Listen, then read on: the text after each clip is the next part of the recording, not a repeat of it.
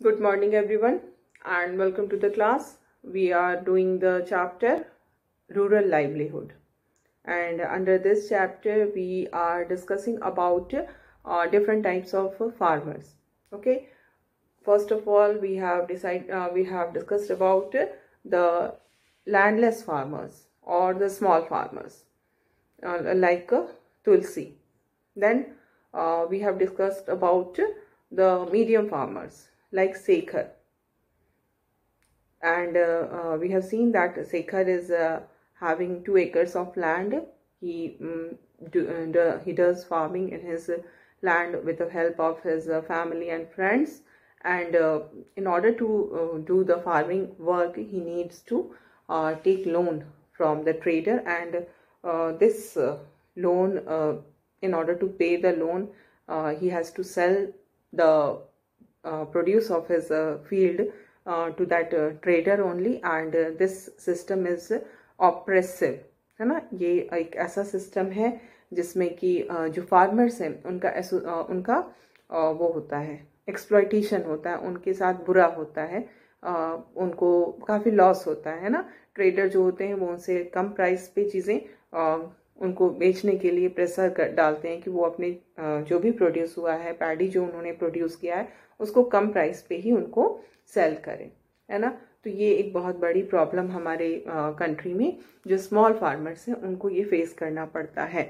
And we have also seen that in order to solve this problem, अगर हम चाहते हैं कि ये प्रॉब्लम ना हो फार्मर्स को, तो इसके लिए क्या करना होगा कि एक तो फार्मर्स को के अंदर इस बात की अवेयरनेस लानी होगी कि they should take loans from the banks, क्योंकि बैंक जो होते हैं वो ऐसे कंडीशंस नहीं लगाते हैं, है ना।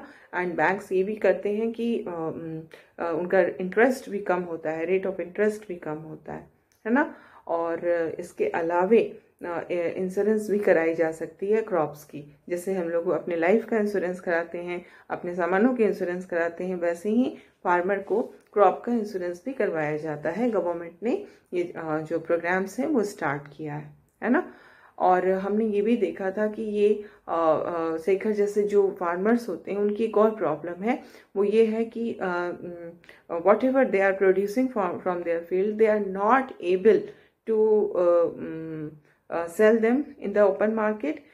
They are whatever they are having after selling the produce to the trader, whatever they are left with, that is not sufficient for fulfilling the food related need of his family for the whole year, है ना। वो जो भी बचता है उनके पास, जैसे trader को उन्होंने बेच दिया एक पोर्शन, ताकि जो भी ट्रेडर से उन्होंने लोन लिया था उसका उसमें रीपेमेंट हो जाता उसी प्रोड्यूस से। अब जो बचता है उनके पास उतना वो सफिशिएंट नहीं होता है कि वो पूरे साल उनके जो भी नीड है, वो खाने की नीड है, वो उसको पूरा कर सके। वो बहुत से बहुत 8 मंथ ही चलता है, then he is left with no food for him and his family for the next 4 years। तो अब वो क्या करेगा, अब उसको कुछ ना कुछ अल्टरनेट सोर्स ऑफ लाइवलीहुड खोजना होगा, है ना। कुछ ना कुछ करना होगा, कहीं ना कहीं से उसे पैसे अर्न करने होते हैं ताकि वो अपने फैमिली के नीड्स को पूरी कर सके। और इसमें वी हैव सीन दैट जो शेखर है वो क्या करता है, वो रामालिंगम की राइस मिल है, उस राइस मिल के लिए क्या चाहिए, राइस चाहिए। राइस आएंगे तभी ना राइस मिल में उसको पैडी को राइस में कन्वर्ट किया जाएगा। तो इस तरह से जो शेखर है वो रामालिंगम के राइस मिल के लिए राइस कलेक्ट करने का काम करता है, जिससे कि उसको कुछ इनकम जो है थोड़ा हो जाती है। 4 महीने का जो उसके पास पैसे नहीं है, 4 महीने के लिए जो उसके पास राइस नहीं रहा, तो वो खर्चा वो उससे निकाल पाता है। Other than this he is also having a hybrid cow, और उस हाइब्रिड काउ से जो मिल्क होता है उस मिल्क को भी वो मिल्क कोऑपरेटिव में सेल करता है, जहाँ पर उसे अच्छी प्राइस मिलती है। तो इस तरह से उसको कुछ अल्टरनेटिव सोर्स ऑफ इनकम भी रखना पड़ता है। Okay, and now we have completed our discussion regarding the landless and small farmer and medium farmer, and now we are switching to large farmers. जो लार्ज फार्मर्स होते हैं उनकी क्या condition होती है, ठीक है। और इसका जो बेस्ट एग्जाम्पल है वो कौन है, Ramalingam and Karuthamma. So now we are discussing about big farmers and the farmer is the name of the example जिसको हम लोग कंसिडर करने जा रहे हैं, ये है रामालिंगम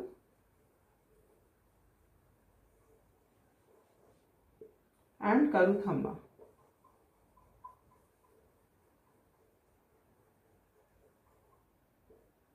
ओके, करुथम्मा। तो Ramalingam, the name of the wife of Ramalingam is Karuthamma. They both are couple, है ना, he is husband and she is his wife.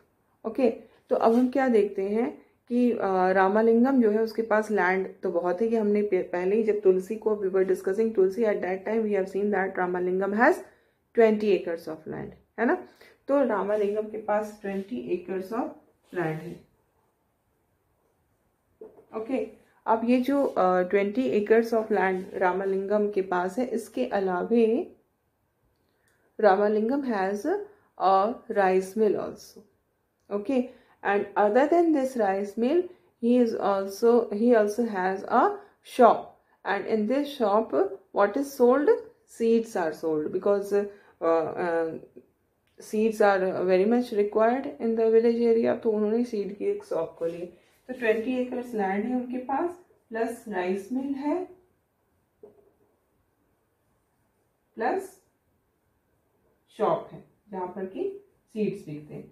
तो अगर हम इन सबको कंसिडर करें तो रामालिंगम के पास काफ़ी प्रॉपर्टी है, काफ़ी चीज़ें हैं जिससे कि वो पैसा अर्न करेगा। लैंड पे खेती होगी, जो भी प्रोड्यूस होगा उसको वो सेल करेगा, उससे पैसे मिलेंगे। राइस मिल में पैडी आएंगी राइस बनाने के लिए, उससे पैसे मिलेंगे। शॉप में वो सीड्स बेचेगा, है ना, उसके लिए उसको पैसे मिलेंगे। तो इस तरह से उसके पास, हम अगर पहले नज़र में हमारा जो फर्स्ट ऑब्जर्वेशन है वो यही है कि he is having a good source of income, है ना।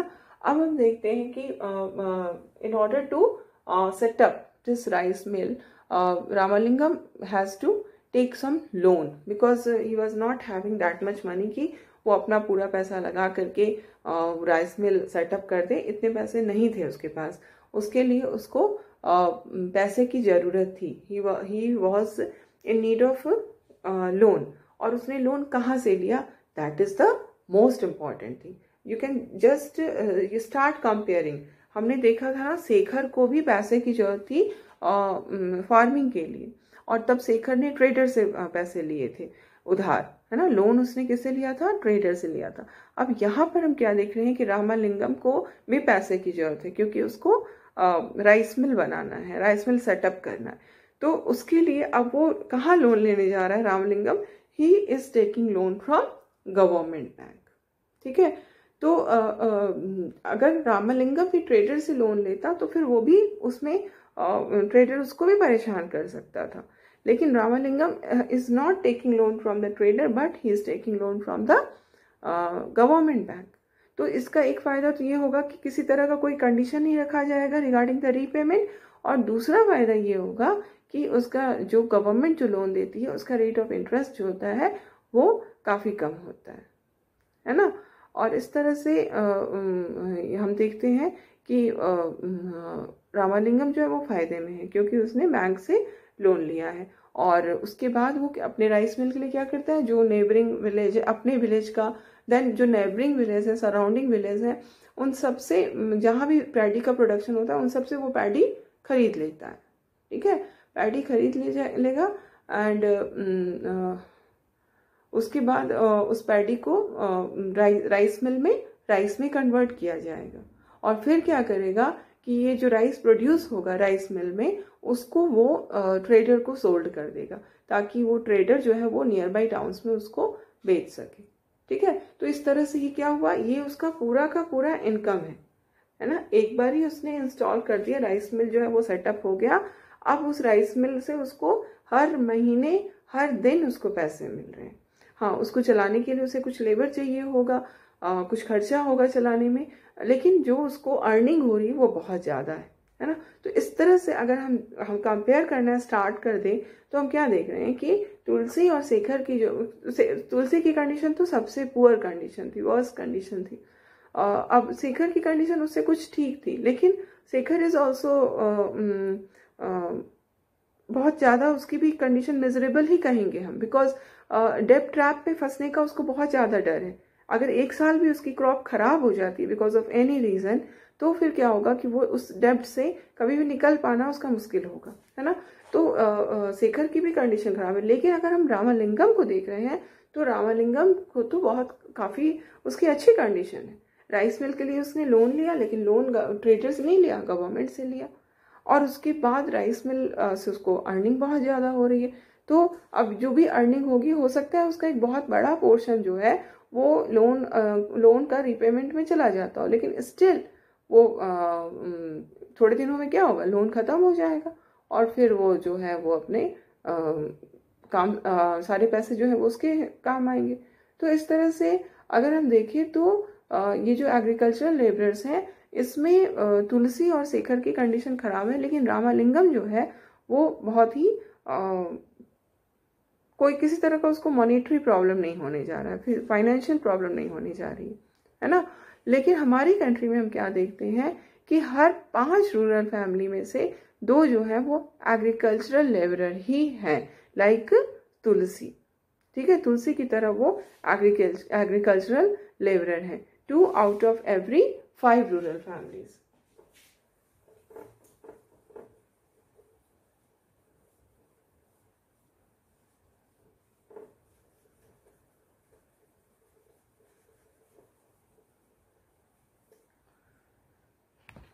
So 2 out of 5, इसको हम कैसे लिख सकते हैं? हम लोग इसको ऐसे भी लिख सकते हैं, जो fraction, you must be aware of fraction in maths. तो 2/5 of रूरल फैमिली जो है वो क्या है, वो जो है ऐसे ही एग्रीकल्चरल लेबरर है जैसे तुलसी थी। ठीक है, तो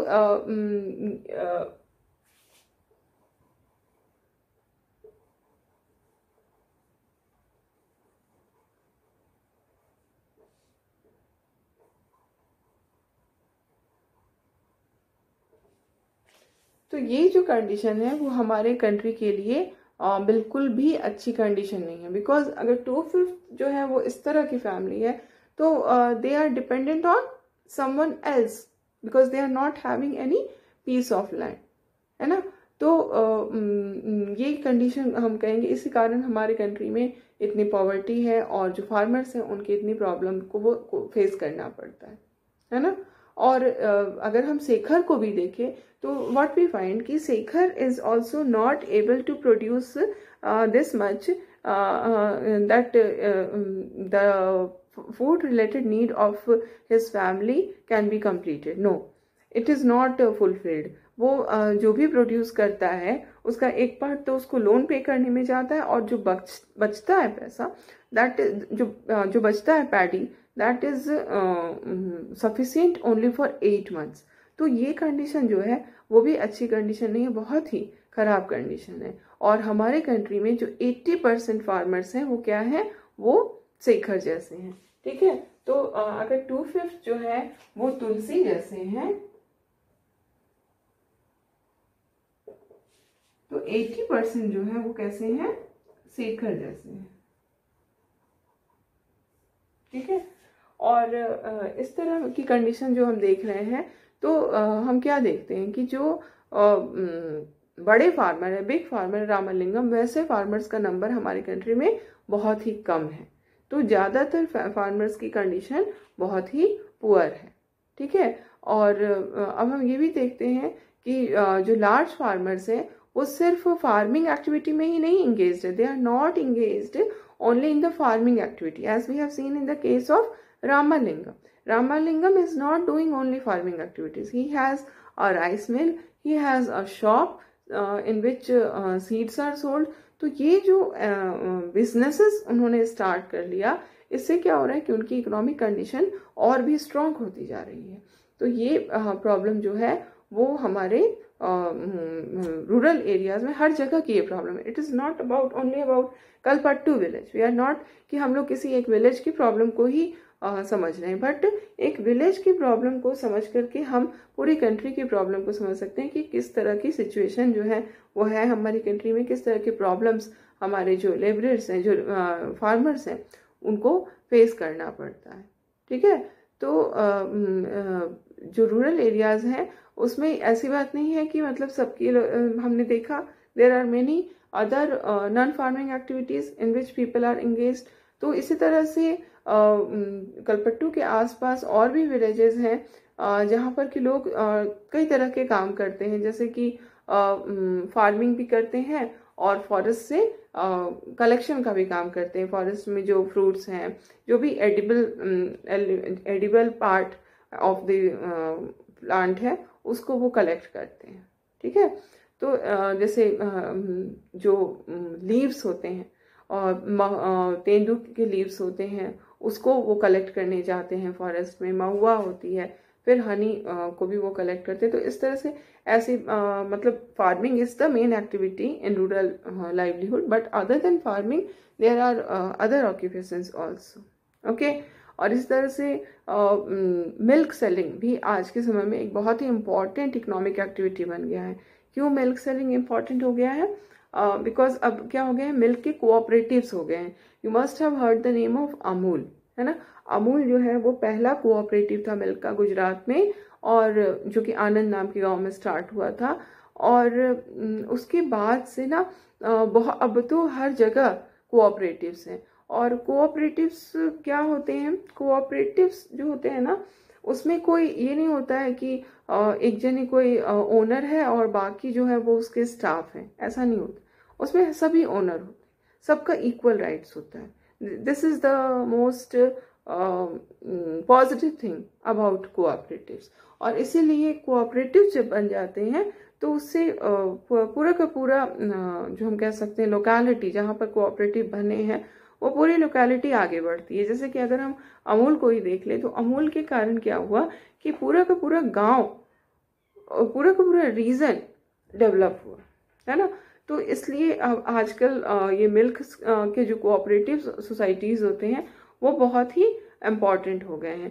वो क्या करते हैं कि जो भी मेंबर्स हैं वो सब अपना मिल्क एक जगह करके फिर उसको शहर में जा करके सेल करते हैं।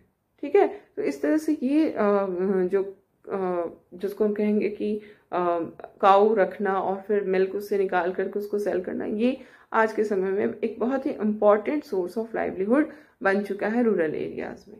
ओके, इसी तरह से कुछ ऐसे एरियाज होते हैं जैसे जो कोस्टल एरियाज हैं, जहाँ पर कि जो कि समुद्र के किनारे हैं। तो कोस्टल एरियाज जो होते हैं वो कैसे विलेज होते हैं, वो फिशिंग विलेज होते हैं। वहाँ पर लोग फिशिंग जो होती है that is the most important source of livelihood, क्योंकि वो सी के पास रहते हैं। ठीक है, तो ऐसे ही एक अब हम दूसरी विलेज के बारे में पढ़ेंगे और एक फैमिली के बारे में जानेंगे। विलेज का नाम है पुडुपेट और जो फैमिली है उसमें वाइफ है अरुणा एंड हस्बैंड है पारिवेलन।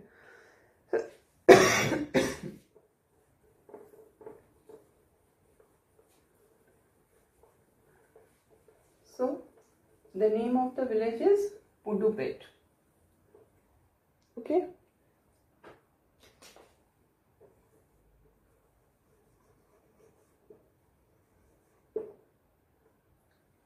पुडुपेट जो है वो विलेज का नाम है, और जो जिन कपल्स की हम बात कर रहे हैं वो अरुणा है एंड पारिवेलन।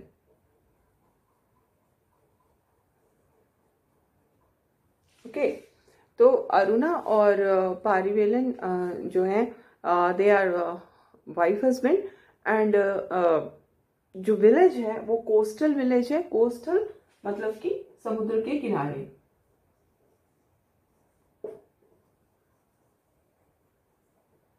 यहाँ पर कोस्टल विलेज होने के कारण the main source of livelihood is fishing. People earn their living by fishing only. और जो घर हैं लोगों के वो बिल्कुल सी के पास है। और अगर जब भी यहाँ पर हम शाम के टाइम में अगर हम वहाँ पर जाते हैं तो क्या दिखता है हमें, कैटामैरन्स दिखते हैं और जो नेट है वो नजर आता है। अब है कि हमारा ये कैटामैरन्स क्या होता है,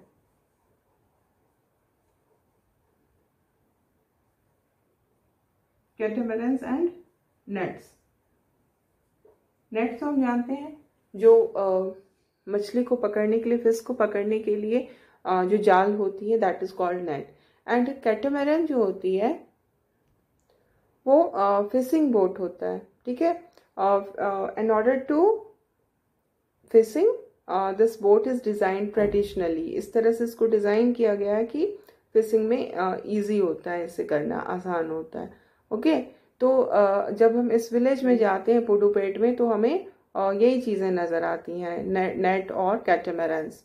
ओके एंड 7 बजे सुबह सुबह 7 o'clock in the morning what we find that there is a lot of activity on the beach। जो बीच होता है, बीच क्या होता है, जो समुद्र की लहरें जहां पर आती है ना, उसी को हम बीच कहते हैं, बिल्कुल किनारा समुद्र का। तो बीच पे 7 o'clock में बहुत एक्टिविटी होती है। Why this activity is there, because this is the time when the catamarans return with their catch. Catch क्या होता है,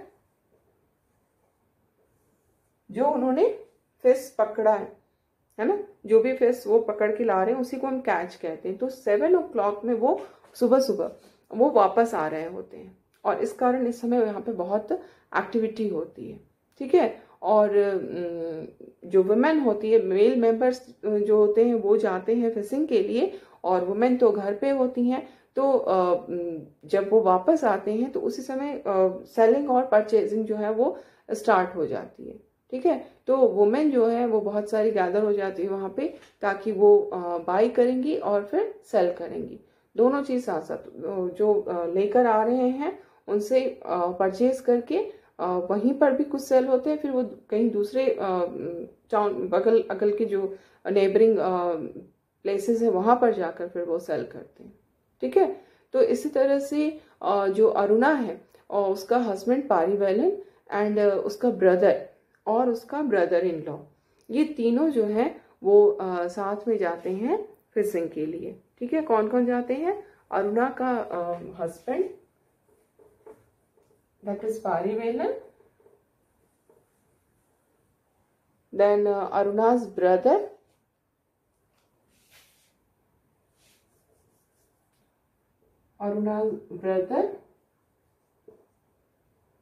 and Aruna's brother-in-law।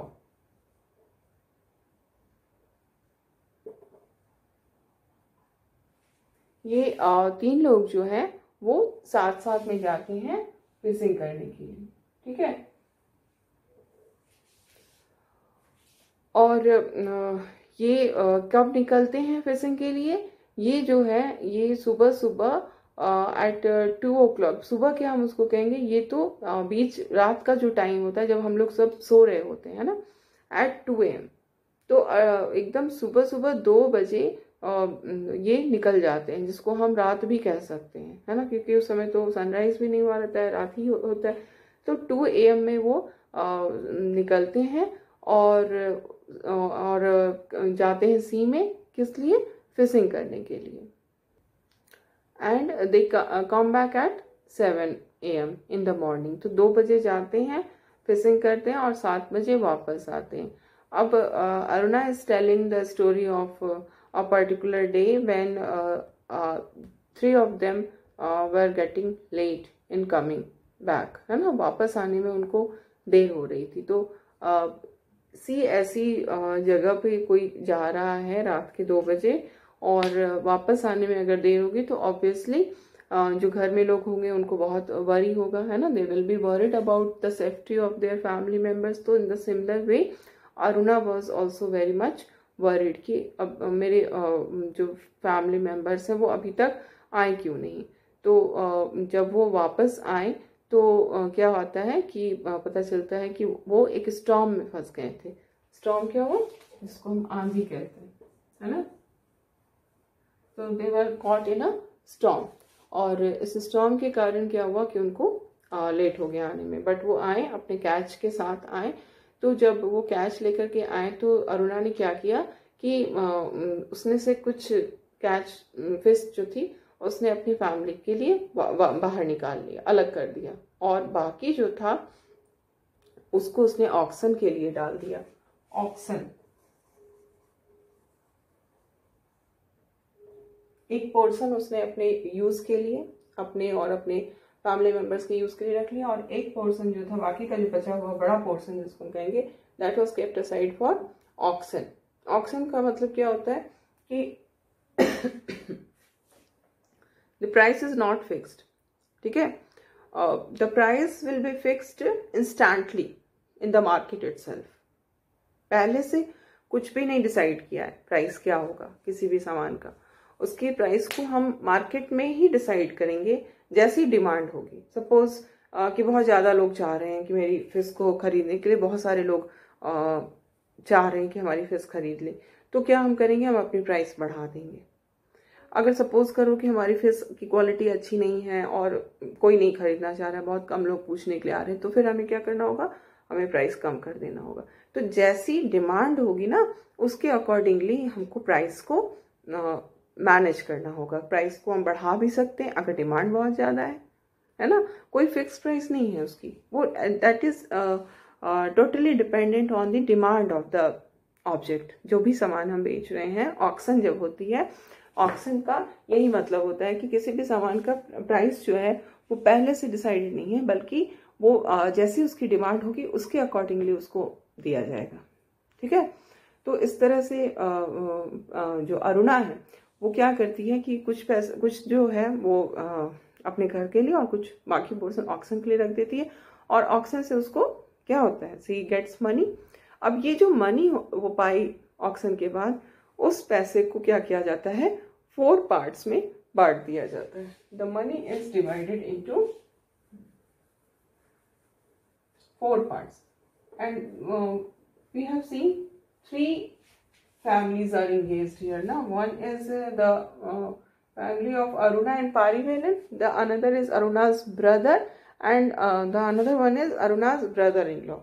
लेकिन जो पैसा जो मिल रहा है, मनी जो दे आर गेटिंग, उसको 4 पार्ट्स में बांटा जा रहा है, 4 इक्वल पार्ट्स में, जैसे कि फ्रैक्शन होते हैं, है ना।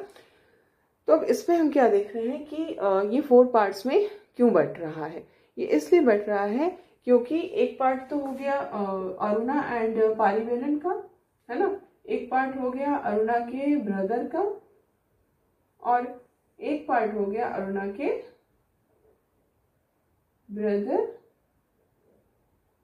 इन लॉ का, है ना। ये 3 पार्ट तो पता चला। अब ये पार्ट किसका है, ये क्यों रखा गया है, हाँ, ये अब हमें ये समझ में आता है कि ये जो पार्ट है वो इक्विपमेंट्स के लिए रखे गए हैं। क्यों इक्विपमेंट्स क्या हुए, जो जिनकी हेल्प से हम अपना काम करते हैं, जो टूल्स हमारे होते हैं, लाइक हमारे लिए ये मार्कर एक टूल है, then this board is a tool. तो जिन चीज़ों से हम अपना काम करने में हमको हेल्प मिलती है, जिन इक्विपमेंट से, वो हमारे लिए बहुत इम्पॉर्टेंट होते हैं।